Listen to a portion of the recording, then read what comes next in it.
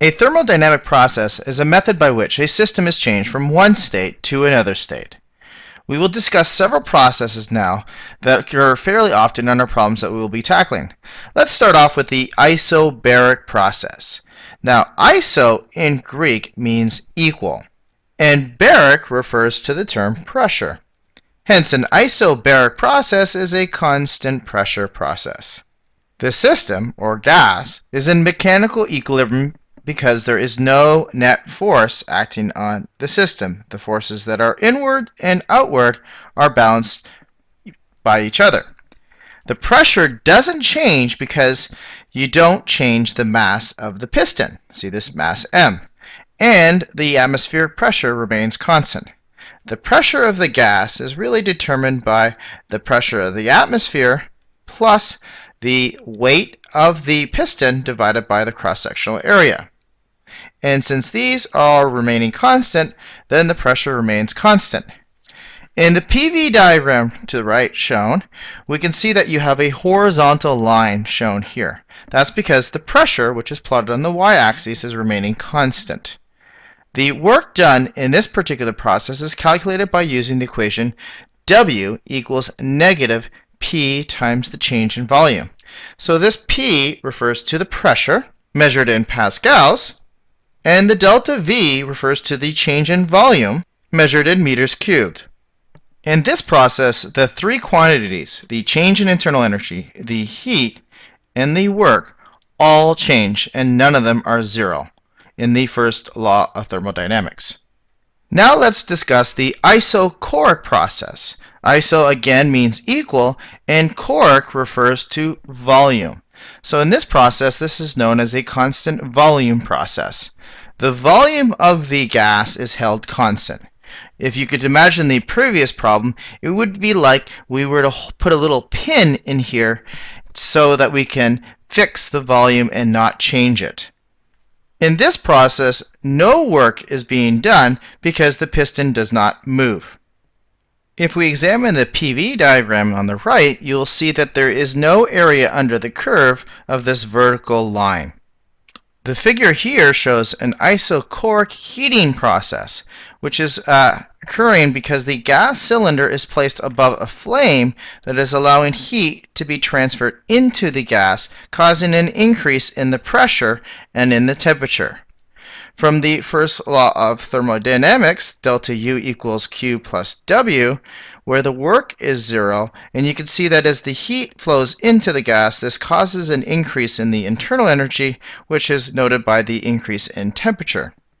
Similarly, we can have a cooling process where heat would be flowing out of the gas and causing a drop in pressure and in temperature.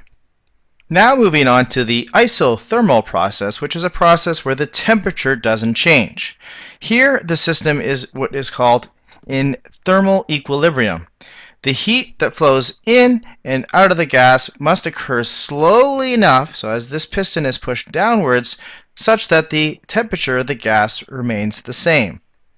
So for an ideal gas, this means that the temperature is constant, and hence the product of the pressure and volume is constant.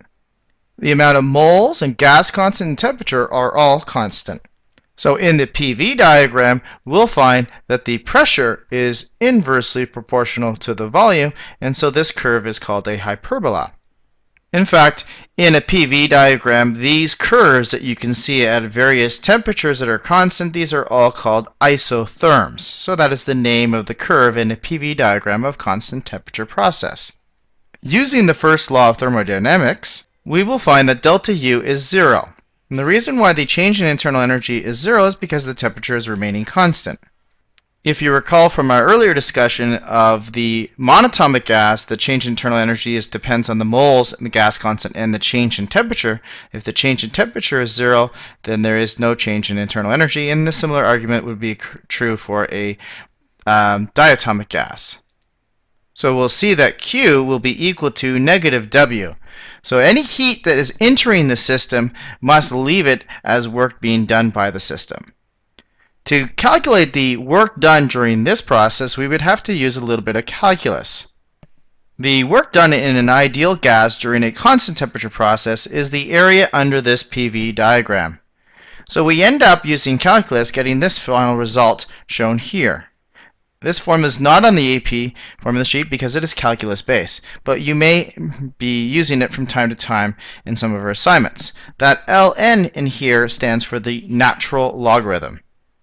You may also note in the PV diagram that the temperature of the gas increases as you move diagonally to the upper right corner of this PV graph. This is true because for an ideal gas, because the product of the pressure times the volume is directly proportional to the temperature. So as you move further away to higher pressures and volumes being multiplied by each other, you get a higher temperature. The adiabatic process is another common process. In this process, no heat enters or leaves the system. In Greek, the word adiabatic means impassible. One way to achieve an adiabatic process is to fully insulate the outside of a system from its surroundings so that no heat can flow through these walls. We can see from the diagram on the right, there is work being done on the gas as this hand compresses this gas all the way down here and thus increases the thermal energy of the gas and hence the temperature of the gas. It is important to note a common mistake that people make. They confuse heat with temperature. It is the heat flow rate or the heat flow that is zero. It's not the change in temperature. So delta T is not equal to zero. It's just the heat that flows in or out of the system is zero. So another way to perform an adiabatic process is to do it very rapidly so that heat has no time for it to leave or enter the system. An example of that is shown in this diagram over here to the right, which is an adiabatic free expansion, or simply called a free expansion. So once this valve over here is opened, then the gas in the left chamber will quickly evacuate into the right bulb over here. As an example you could try at home would be to blow warm air into the palm of your hand with a wide open mouth. Now reduce the opening between your lips as you blow, and you'll find that the air as it hits your hand will start to cool. You've just created a process of adiabatic free expansion where the air is cooled as you reduce this smaller area here. This same process occurs as warm air rises in the atmosphere, it will cool due to this nearly adiabatic process. So now looking at the first law of thermodynamics, we can see that the heat flow is zero, and hence the internal energy change is equal solely to the work being done on the gas. If it's an ideal monatomic gas, then the internal energy change is given by this formula, and hence the work done would be equal to the same thing. During an adiabatic compression, say from B to A, the work done increases the internal energy and hence causes an increase in the temperature. This is shown in a diesel engine, for example.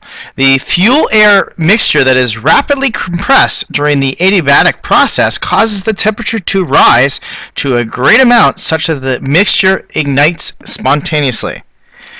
During an adiabatic expansion, which is shown from here, A to B, the gas does work on the surroundings, and this causes the internal energy to drop and hence the temperature to drop. You can see that in the PV diagram that the adiabatic curve, this curve is called an adiabat, which is steeper than these other curves that you can see here, which are the isothermal curves. And this is true because of the equation pressure times volume to some exponent, which we call gamma, is constant. And that exponent is equal to the ratio of the molar capacities. This is not part of the Physics B curriculum, but just I'm putting this in here to show you why it is steeper. So to recap, as you move from A to B, the volume expands, and as the volume expands, both the pressure and the temperature drop. If you go from B to A, that's an adiabatic compression, both the pressure and the temperature will increase. There are processes in which, after certain interchanges of heat and work, the system is restored back to its original state. This process is known as a closed or cyclical process. The internal energy of the system does not change since it is brought back to its original state conditions. And using the first law of thermodynamics, and since the internal energy change is zero, we'll find that the heat flow is equal to the negative of the work being done by the gas. In a closed cycle, the net work done is equal to the area that is enclosed by the cycle. We will be studying these kind of processes in more detail as we examine heat engine cycles. And below, we have a chart that summarizes all the main ideas that we have just discussed. So you now should be ready to tackle on some PV type of problems.